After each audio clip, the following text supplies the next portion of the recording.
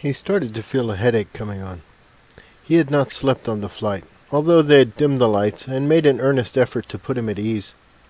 The last 24 hours, though, had been a whirlwind. His wife had urged him to go. She was the one who screened his emails and had caught the offer. The agent from the company had made him $10,000 cash offer up front for 1 month of work in Egypt. They also pledged an additional $100,000 to fund his continuing dig at Rockwall, Texas, for the next 6 months or so. They had met him, presented him and his astonished wife with a briefcase full of $100 bills, and before he had time to thank, he was on board a custom-fitted bombardier airplane flying to Egypt. He had his laptop, a few toiletries, and a few clothes his wife had stuffed into his computer bag. He was promised first-class accommodation with high-speed Wi-Fi so he could chat with his wife each evening, but very little explanation of what he was to see, what he should expect, and what exactly this company wanted from him. He'd been a professor of ancient languages for 11 years when Texas Tech University hired him for their archaeology department. He'd made the move from Chicago to Lubbock, Texas, primarily because Texas Tech had promised him 3 months a year leave to pursue his passion, ancient archaeology. He'd made quite a name for himself in the past 9 years. He'd been the first to enter the Great Pyramid of the Sun in Bosnia, finding the long-lost entrance using LIDAR scans filtered for magnetic anomalies. He had then stumbled, almost completely by accident, on the remarkable images around Rockwall, Texas, using this method of scanning. He'd uncovered one ancient plaza, a half-kilometer of paved road, and 2 partial buildings almost 60 feet down on the edge of the town. Now he was being taken to Egypt, to the pyramids on Giza, but he honestly had no idea why. All the men from the company kept asking him was his knowledge of ancient Greek and Sumerian and Hittite. He was a little upset when they could not tell him if they needed Linear B Greek or the ancient Greek of Plato in the New Testament. Who were these guys anyway? They sounded like Australians, but they were a little too muscular for scholars, and they clearly did not know much about ancient languages. What really bothered the professor was, why the hurry? They sped from the private airport on the edge of Cairo to the pyramids, although sped is hardly the word. They arrived almost at 2 a.m., but there was still considerable traffic, and the air conditioner in the SUV just did not seem quite adequate. Still, it was better than Lubbock, the professor noted. He was a little tense, because as soon as they got into the SUV, all conversation had stopped. The driver, his 2 beefy Australian escorts, and one curious flight attendant all stared out the windows occasionally, moving their shoulders and heads to try to see around the next corner. Perhaps they had a bet on who would spot the pyramid first, he joked to himself. Their tension was contagious. The professor broke the silence. Excuse me, but I just realized I've not eaten in the past 24 hours, except for that roll and the peanuts you guys gave me on the plane. Do you suppose there's a place we could pick up some stuffed grape leaves, maybe some couscous near to where we're staying? The flight attendant turned around with a practiced smile from years of customer service. I don't know about grape leaves, but they have excellent stuffed cabbage leaves with rice and ground lamb, with couscous, at the hotel. But we aren't going to the hotel just yet, I'm afraid. He grunted in disgust. His bodyguard sitting next to him quietly, almost reverently whispered, We're going to the pyramid. What, now? He almost shouted. We can't stop for a meal and a shower first? His bodyguard/escort checked his watch, then checked his smartphone. 4 hours. 4 hours until the next event. The driver sped up a bit more, weaving around a tour bus and turning up a narrow alley. What event? The professor asked. The guard escort then turned to him and with a deeply serious face asked, If someone were to begin speaking to you in Hittite or ancient Greek, would you be able to quickly answer? Would you consider yourselves fluent in these languages? How about Sumerian? He felt his stomach grumble in hunger, and suddenly he felt a little bit weak. He felt his pulse increasing as he thought about the question. Well, those really are not spoken languages today. I'm not really sure how to answer your question. You said event? The guard turned away and looked out the window again. You better get ready, Doc, because I just don't know how to prepare you for what you're about to experience. The professor was surprised at how timid and weak his voice sounded as he complained out loud, "Can we just stop and get a bite to eat first?" The car stopped in a well-lit parking lot surrounded by high walls topped with coils of razor wire. He was being pulled out of the car and many voices were talking at once. "Sir, this way, please, sir. Do not worry. We will take care of that. Yes, this will be waiting for you at the hotel. Please, this way, sir. We've not much time, sir. What did they explain to you so far, sir? Please, this way, sir. There's not much time, sir. Yes, sir. We'll take care of that. Yes, sir. Don't worry. Just leave that here. The next event is due in less than 2 hours." He was seated on a kind of motorized train transport that reminded him of the miniature train at Six Flags he'd once taken his children on. About 6 people could sit on the bench on each open car, and there were 4 cars and 1 seat over the electric tram driver's car. They raced down a tunnel for perhaps 10 minutes, clearly at least a couple of kilometers. His bodyguard now whispered to him, "We're in the pyramid now, Doctor." They exited the train and began to climb a ladder through a passage lined with ancient blocks. The professor counted 57 rungs, and then they got out into a little antechamber. There was a plaque mounted on the wall to his left, he could not help noticing, and a small, narrow passageway leading to a huge, steep ramp going up, up, up. He had only maybe a minute to read the plaque. It was in ancient Greek. Democritus of Lydia identified the markings on the stone as writing, but Decimeter of Thera deciphered them. To know how to build the room, each wall made from metals, but did not function until Persians east of the sea could form the metal as was described. The walls then fit, and use to the people was enjoyed. No, wait, the people were enjoyment with use of the wall. The people enjoyed the use of the wall. 200 Spartans, 40 from Rhodes, went into the room. Ptolemy II reversed the door to stop fog. Ptolemy II turned the door backwards to stop fog. The enjoyment of the people could be from the room. The room continued to enjoyment for the people. The people could then benefit from the room safely? He was being pushed up the ramp. There followed a series of hasty introductions. "Dr. Xamus, meet Dr. Kalaj of the Antiquities Board. This is our director on site, Mr. Mahmoud. There are observers from the Ministry of..." "Please, Doctor, we don't have much time." He was being pushed again. "But wait, that plaque, this is in the pyramid? Ptolemy II put that plaque? Where did the Spartans... Where did the Spartans go? Rhodes was a sea power in those days. Infantry and sailors? The Egyptians put them into something? Please, Doctor, we just don't have enough time for this now." He was feeling winded. Then he spotted it. There was a glow just ahead. What was that coming from? Was this the room mentioned in the text? "Dr. Xamus, I presume." His hand was being shaken. "I'm sorry for the rush. This is rather an extraordinary situation we have here. We have almost 40 minutes until the next event, so I'm going to try to bring you up to speed." Suddenly he was alone with the on-site director. Things seemed to calm down for a bit. He turned and saw the other Egyptians from the ministry offices writing on clipboards over in the corner. Dr. Xamus was a little relieved to see a cooler of cold water bottles. He took one and took a long sip. "Okay, fill me in." "Okay, Doctor. Now, you were the first to enter the Great Pyramid of the Sun in Bosnia, correct?" "Yes, that's correct." "And you uncovered the street and plaza and the remnants of the buildings outside of Rockwall, Texas?" "Yes." I think we have those experiences beat here, okay?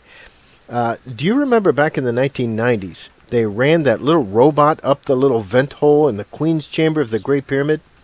Yes, I do. The passage was blocked by that door with the two copper handles.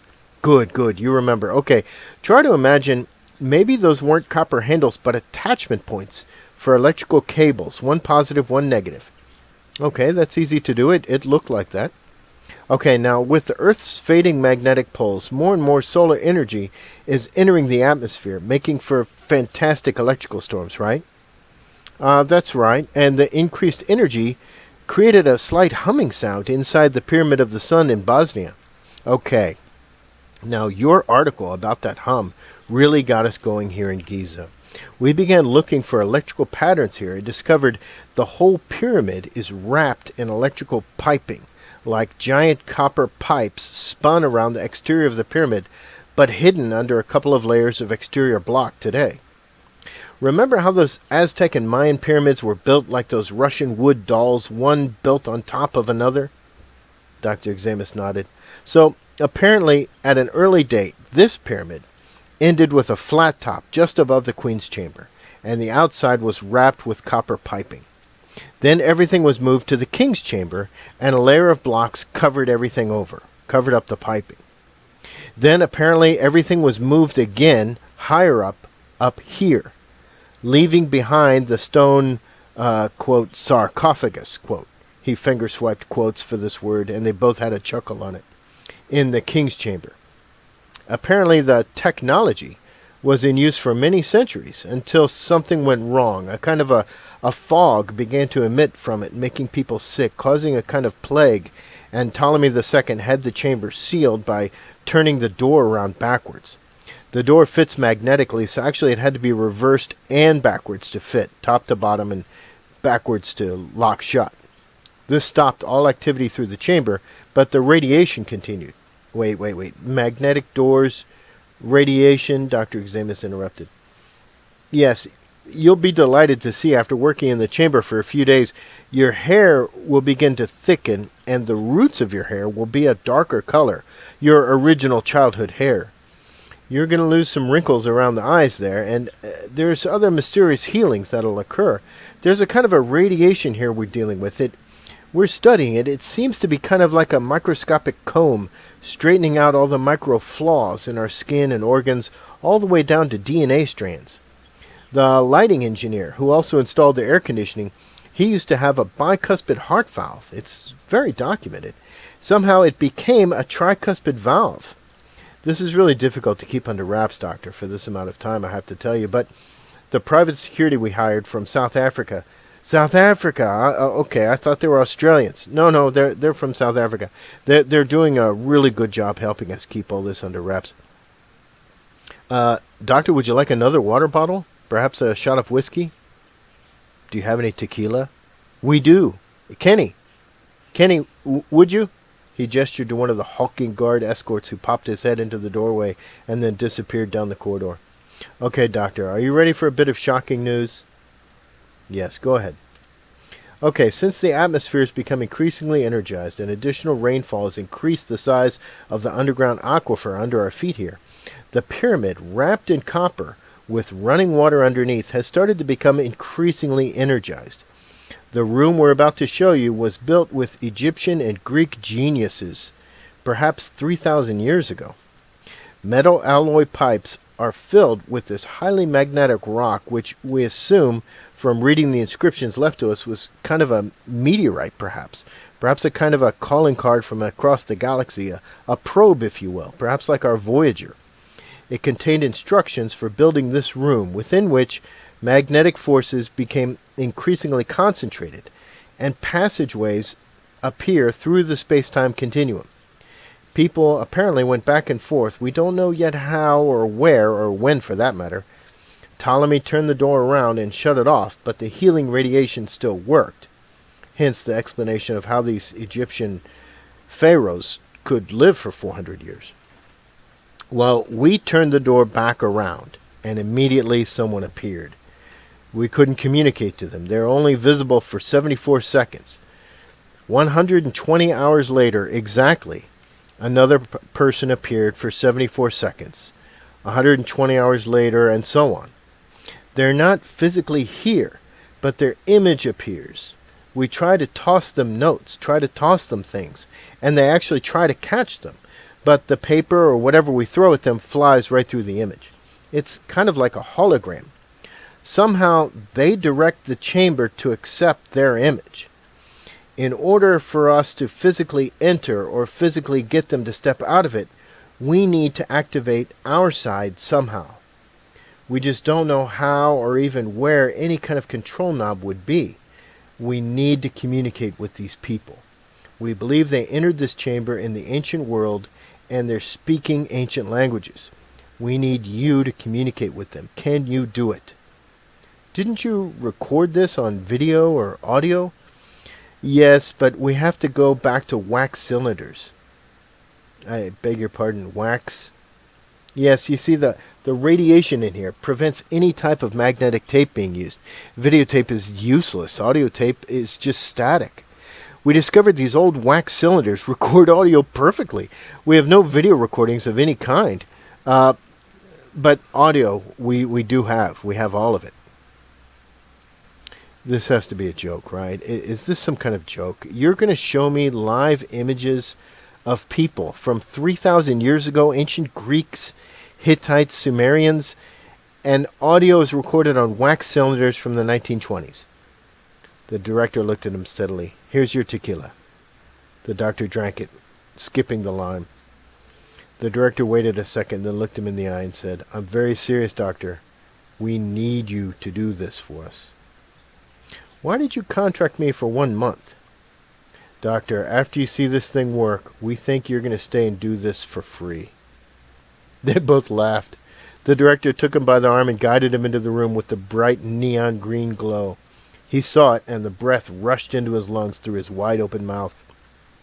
There was a stone, or perhaps a concrete box on the floor, much like the supposed sarcophagus from the king's chamber 30 feet below them. But inside this one was, well, a giant green glowing soccer ball shape, made with green glowing equal lengths of pipe. Inside the globe was a kind of a fog he couldn't quite see through. This side, doctor. This side over here. We have only 2 more minutes. He walked into the far side. He stood only a few feet from the edge of the closest pipes. He wondered if there was time for a second shot of tequila. There wasn't. The fog faded quickly as if a fan had been turned on. A man stepped into the chamber from somewhere behind the fog. He was standing maybe 3 meters away from the doctor. The doctor was astonished. The man was athletic, clean-shaven, curly black hair neatly trimmed. He was wearing a bronze breastplate and a red, what appeared to be kind of felt garment that ended at his elbows and knees, edged in a kind of a gold thread. He wore bronze plates on his wrists and shins and leather sandals. He carried a bronze helmet with bright red horsehair. His polished shield had a large lambda emblazoned on it, and he immediately began speaking rapidly to the doctor. He was asking about Ptolemy. That much was clear, but the director and the guard could not understand anything else. Paramene, Adelphos. Dr. Examus hit the ground running. The 74 seconds caught the warrior and the doctor both by surprise. The fog quickly returned, and the warrior was gone. Dr. Examus was panting and staring into the fog. Start the clock. Clock started, came the reply. We have 119 hours, 58 minutes, and 40 seconds until the next event. Okay, doctor, let's get you to the hotel and get some stuffed cabbage leaves and a nice bath. Would you like that? We've got to get you to listen to some wax cylinders. Yes. Stuffed cabbage. Couscous, please, was all the poor doctor could say for some time. His mind was racing. What just happened? How on earth was he going to explain this over Skype to his wife? How could he convince his wife, over the internet, over Skype, to sell everything they owned and move to Egypt? She was going to think he'd lost his mind. Had he just lost his mind? He started to giggle like a little boy as he climbed down the ladder. 57 steps.